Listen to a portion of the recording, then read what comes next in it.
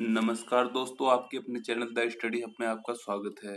दोस्तों, आज के वीडियो लेक्चर में हम यूपी ट्रिपल एससी के पिछले 5 वर्षों में संपन्न हुई परीक्षाओं के वर्णमाला चैप्टर से जो भी प्रश्न पूछे गए थे उन सारे प्रश्नों को देखने वाले हैं। दोस्तों, वीडियो इंपॉर्टेंट है, सारे क्वेश्चन महत्वपूर्ण हैं। इन क्वेश्चनों के साथ आपको वर्णमाला टॉपिक में जो भी कुछ कमियां रह गई होंगी, अगर आपने हमारा पिछला वीडियो नहीं देखा वर्णमाला का जहाँ पर हमने विस्तार से इसकी चर्चा करी, तो वो आज पूरी हो जाएंगी। दोस्तों, वीडियो शुरू करने से पहले आपसे आग्रह है कि अगर आपने चैनल सब्सक्राइब नहीं किया है तो चैनल सब्सक्राइब कर लीजिए और वीडियो को लाइक भी कर दीजिए। चलिए अब हम क्वेश्चन से देखते हैं और पहला महत्वपूर्ण क्वेश्चन आपके सामने ये रहा।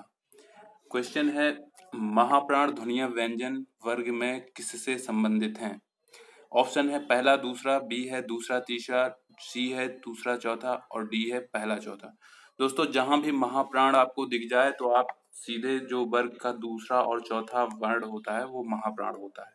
और जबकि अल्प प्राण की बात करें तो दोस्तों पहला, तीसरा और पांचवा, तो आप महाप्राण को याद न रख के मैं तो यही सजेस्ट करूंगा कि आप केवल याद रखिए अल्प प्राण को। 135 नंबर याद रख लीजिए, यानी आपका अल्प प्राण हो गया तैयार। किसी वर्ग का जो पहला, तीसरा और पांचवा वर्ण होता है वो अल्प प्राण होता है, बाकी जो बच रहे हैं दो, दूसरा और चौथा, वो महाप्राण हो जाएगा। और अघोष सघोष में भी बहुत कंफ्यूजन होने लगता है वर्ण में, तो दोस्तों उसके लिए भी मैं अभी नेक्स्ट ट्रिक बताऊंगा। अघोष के लिए बताऊंगा 1 2 याद रखना है, सघोष अपना, बाकी जो बच रहे तीनों वो हो जाएंगे, वो तभी चर्चा करेंगे, क्वेश्चन आएगा। आइए अब नेक्स्ट क्वेश्चन देखते हैं। निम्न में अर्ध स्वर कहलाता है। ऑप्शन है आपके या फिर बी पार्ट में है पा, फिर सी में है रा और डी में है ला।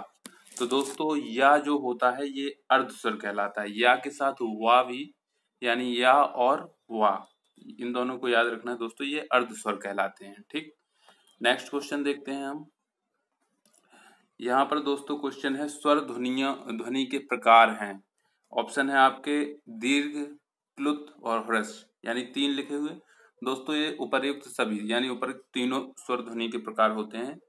अगर हम ह्रस्व जो होता है दोस्तों, तो जिनके उच्चारण में कम समय लगता है, यानी एक मात्रा का टाइम लगता है, वो दोस्तों आपका ह्रस्व स्वर में चला जाता है। और दीर्घ स्वर की बात करें तो दोस्तों जिनके उच्चारण में ह्रस्व स्वर से अधिक समय लगता है, यानी इन 2 मात्राओं का समय लगता है, वो दोस्तों वो आपका दीर्घ स्वर हो जाता है। ठीक, और जो प्लुत स्वर होता है दोस्तों, इनके उच्चारण में दीर्घ स्वर से भी अधिक समय लगता है, तो वहाँ प्लुत स्वर होता है। जैसे किसी नाटक वगैरह होते हैं ना, तो या किसी को बोलते हैं, बुलाते हैं जोर से, तो इस स्वर का प्रयोग होता है। जैसे नाटक में जोर से बोलते हैं राम, इस तरह, तो दोस्तों वो प्लुत स्वर होता है, इसमें दीर्घ स्वर से भी ज्यादा समय लगता है। ठीक, अगला क्वेश्चन देखते हैं।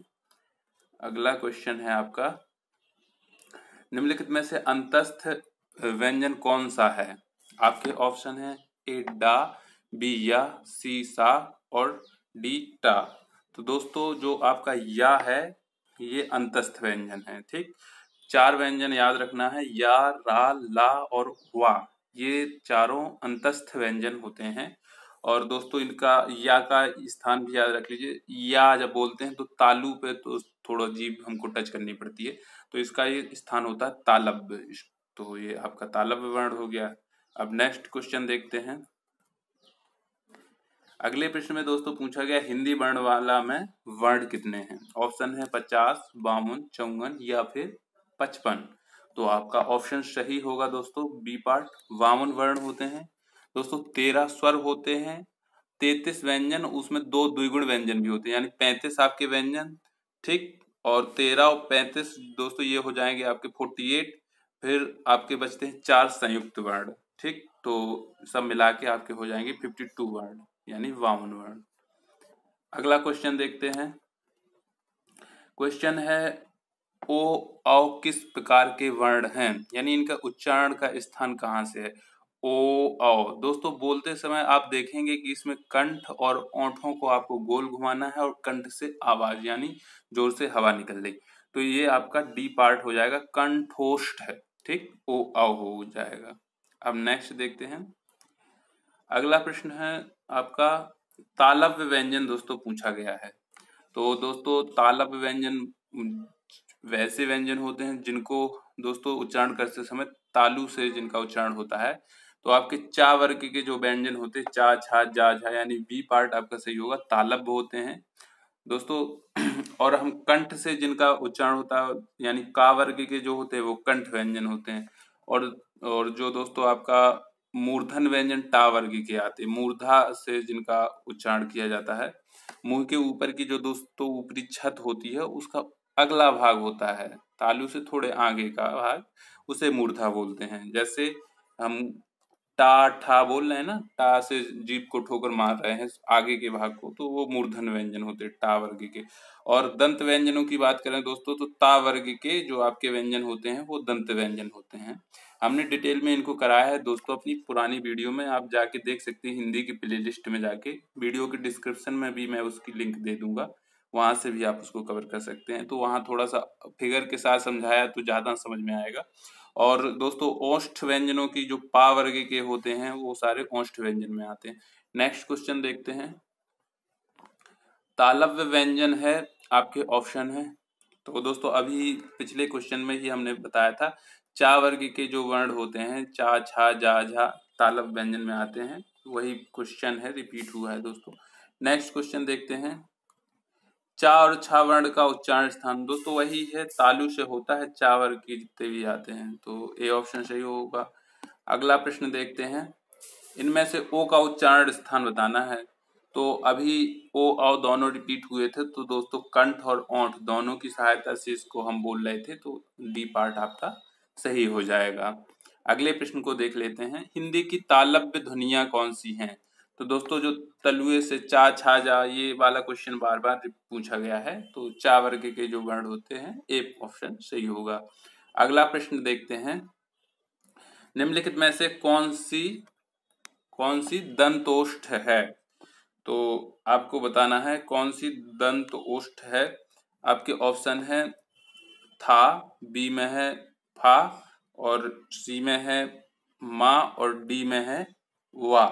तो दोस्तों यहाँ पर आपकी जो दंतोष्ठ ध्वनि है वो है दोस्तों वा, जो है आपकी दंतोष्ठ ध्वनि है। इसको आपको ध्यान रख लेना है क्योंकि यही है एक दंतोष्ठ ध्वनि, तो रिपीट होने के चांसेस हैं। तो वा जब इसको बोलेंगे ना वा, तो दांत और ओंठों को तो गोल घुमाना ही पड़ रहा है और दांत से भी हवा घर्षण करते हुए निकल रही। नेक्स्ट क्वेश्चन देखते हैं। यहाँ पर प्रश्न है दोस्तों, निम्नलिखित में से दंत ध्वनि है, दंत ध्वनि आपको बतानी है, और आपके ऑप्शन है का, बी है छा, और सी है ता, और डी है पा। तो दोस्तों दंत ध्वनियां होती हैं ता वर्ग के जो भी वर्ण आते हैं, यानी ता जो है आपकी दंत ध्वनि हो जाएगी। ठीक, ये सारे दोस्तों का से लेकर पा वर्ग जो भी आएगा आपका, व्यंजनों की बात करें, व्यंजन के 3 प्रकार होते हैं, अभी किसी क्वेश्चन में इसको डिस्कशन कर देंगे, लेकिन अभी इतना बताया दे रहे का से लेके दोस्तों पा वर्ग तक के जो भी व्यंजन होते हैं वो स्पर्शी व्यंजन होते हैं। ठीक, अगला क्वेश्चन देखते हैं। हिंदी की बा ध्वनि है। तो दोस्तों हिंदी की बा ध्वनि आपको बतानी है कौन सी ध्वनि है। ए है दंत ध्वनि, बी है औष्ठ ध्वनि, और सी है वस्य ध्वनि, और डी है तालव्य ध्वनि। दोस्तों औष्ठ ध्वनि है वा, वा औष्ठ की मदद से बोला जा रहा है। ठीक, तो ये बी ऑप्शन आपका सही हो जाएगा। अब आइए दोस्तों अगला प्रश्न देखते हैं। नेक्स्ट प्रश्न में पूछा गया है निम्न में से महाप्राण ध्वनि बताना है। तो दोस्तों मैंने आपको बताया कि आपको अल्प प्राण दोस्तों याद रख लेना है, तो महाप्राण अपने आप आ जाएगा। अल्प प्राण में 1, 3, 5 याद रखना है, 135, तो यानी दूसरा और चौथा वो बच रहा है, वो महाप्राण में आता है। ता था, तो दोस्तों ये था है दूसरा नंबर का है अपने वर्ग में, इसीलिए महाप्राण हो जाएगा, बाकी जो है वो अल्प प्राण में है। ठीक, अगला क्वेश्चन देखते हैं। निम्नलिखित में से दंतव्य वर्ण कौन सा है? आपके ऑप्शन है या, चा, ता। दोस्तों अभी रिपीट हुआ था, ता जो है वो दंत, ता वर्ग के सारे दंत में आते हैं। और नेक्स्ट क्वेश्चन देखते हैं। कौन वर्ण घोष नहीं है? घोष नहीं यानी दोस्तों वर्ण होगा अघोष। तो इसमें दोस्तों आपको याद रखना 1, 2, 1, 2 जो होता है वो अघोष होता है, किसी भी वर्ग का जो पहला और दूसरा होता है अघोष। अब जो बच रहे हैं दोस्तों वो 3, 4, 5, उनको याद करने की जरूरत नहीं है, ये अपने आप बच जाएंगे, तो ये सघोष में, यानी आपको कौन सा वर्ण घोष नहीं, ये सघोष और घोष एक ही चीज होता है दोस्तों, घोष या फिर सघोष लिख दो, यानी आपको अघोष छांटना है, यानी पहला या दूसरा वर्ण आपको बताना है किसी भी वर्ग का। तो यहाँ पर दोस्तों ता है, ये अपने ही वर्ग का पहला है, यानी ये अघोष है, ये सघोष या घोष नहीं है। अगला क्वेश्चन देखते हैं। प्रश्न में है दोस्तों अल्प प्राण ध्वनियों का समूह है। तो हमने शुरू में ही बताया था दोस्तों, अल्प प्राण यानी 1, 3, 5 का आपको याद रख लेना है, पहला, तीसरा और पांचवा। देखिए यहाँ का खा गा ये पहला दूसरा तीसरा ही दिया, तो ये नहीं होगा। चा छा छूटा है, जा झा छूटा इया, यानी पहला तीसरा पांचवा यहाँ पर दिया है, यानी ये आपका अल्प प्राण ध्वनियां हैं, यानी बी ऑप्शन आपका सही हो जाएगा। अगला प्रश्न देखते हैं हम, निम्नलिखित में से संयुक्त व्यंजन कौन सा है। तो दोस्तों 4 संयुक्त व्यंजन होते हैं, यहाँ पर आपको हम उनको लिख के बताए दे रहे हैं। 4 कौन कौन से होते हैं संयुक्त व्यंजन। एक होता है आपका छा, छतरी वाला, एक होता है त्रा, और एक होता है ज्ञा, छत्रज्ञ, और एक होता है स्रा। ये दोस्तों संयुक्त व्यंजन होते हैं। छा कैसे बनता है, का और का इसमें हलंत लगती है, का में पहले वर्ण में, और खा सा से मिलकर, ठीक, ये होता है आपका छा।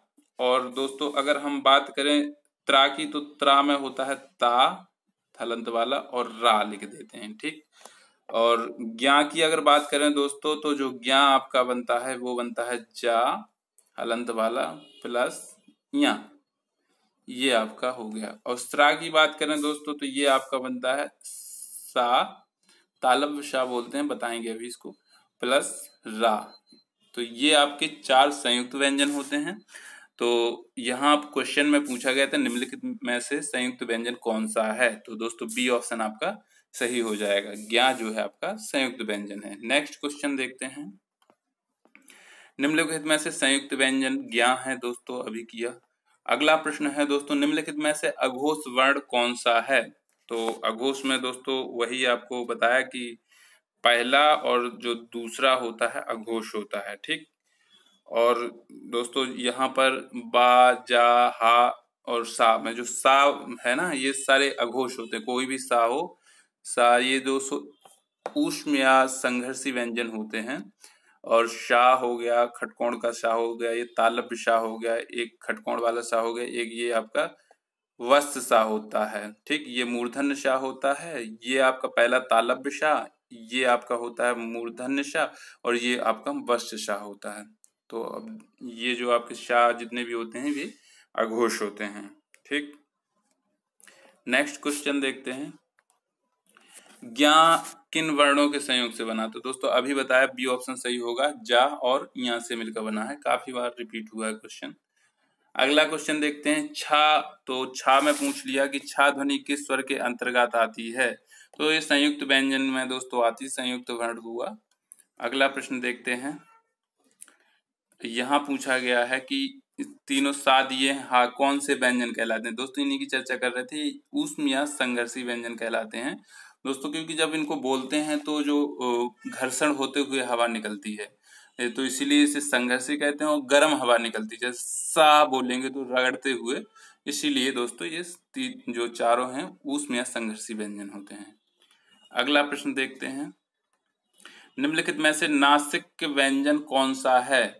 तो दोस्तों बी ऑप्शन में ही इया नासिक व्यंजन होता है, और जो पंचवां अक्षर होता है वो नासिक होता है, जैसे इड़ा हो गया, ना हो गया और माँ हो गया, ठीक। ये आपके नासिक व्यंजन हो गए। अगला प्रश्न देख लेते हैं, कौन वर्ण ओष्ठ नहीं है, आपको बताना है। तो माँ, बा, उ। दोस्तों इन तीनों में ओष्ठ जब बोलते हैं तो ओष्ठ का प्रयोग होता है, जबकि जो आ है इसमें हमको गले का, यानी कि ये कंठ व्यंजन है, कंठ स्वर है, यानी इसका प्रयोग जब इसको हम बोलते हैं तो हमें कंठ का प्रयोग करना पड़ता है। और छोटा आ होता है, बड़ा आ होता है, इसके वर्ग जो का वर्ग के जितने भी वर्ण होते हैं, जो भी व्यंजन का, खा, गा, घा, सारे कंठ से ही बोले जाते हैं, ठीक। अगला प्रश्न देखते हैं, हिंदी की सा ध्वनि है। दोस्तों अभी सा के बारे में हम चर्चा ही कर रहे थे। यहाँ पर दोस्तों देखते हैं, जो सा होता है ये आपका शरीफा वाला, इसको तालव्य ध्वनि बोलते हैं, ठीक, तालव्य बोलते हैं। और जो आपका सा होता है खड़कोण वाला, इसको उच्चारण करते समय मूर्धा पे जोर पड़ता है, मूर्धन्य, मूर्धन्य बोलते हैं इसको, मूर्धन्य सा, ठीक। और जो सा होता है ये वाला, इसको बोलते हैं दोस्तों वस्य सा। वस्य इस तरह लिखा जाता है, या भी रहता है, वा रहता, आधा ता रहता, आधा सा, और या पूरा रहता, ऊपर ये रा की मात्रा चली रहती है, ठीक। तो ये आपके तीनों सा हो गए हैं। और ये दोस्तों आपके इस पर वो ऊष्म या संघर्षी व्यंजन भी कहलाते हैं, ठीक। नेक्स्ट देखते हैं, निम्नलिखित में से कंठ ध्वनियां कौन सी हैं? तो का वर्ग के दोस्तों सारे कंठ ध्वनियों में चले जाते हैं। अगला प्रश्न देखते हैं, इनमें से कौन सा वर्ण स्पर्श व्यंजन नहीं है? का, चा, टा या फिर या। तो स्पर्श व्यंजन नहीं है, आपको बताना है।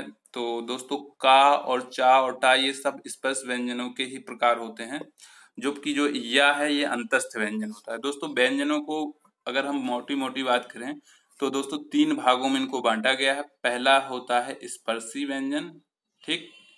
तो और दूसरा जो होता है दोस्तों वो होता है आपका अंतस्थ व्यंजन, अंतस्थ व्यंजन। और जो तीसरा होता है दोस्तों वो उसे हम कहते हैं ऊष्म, या फिर ऊष्म या उसको हम बोल देते हैं संघर्षी व्यंजन, संघर्षी व्यंजन।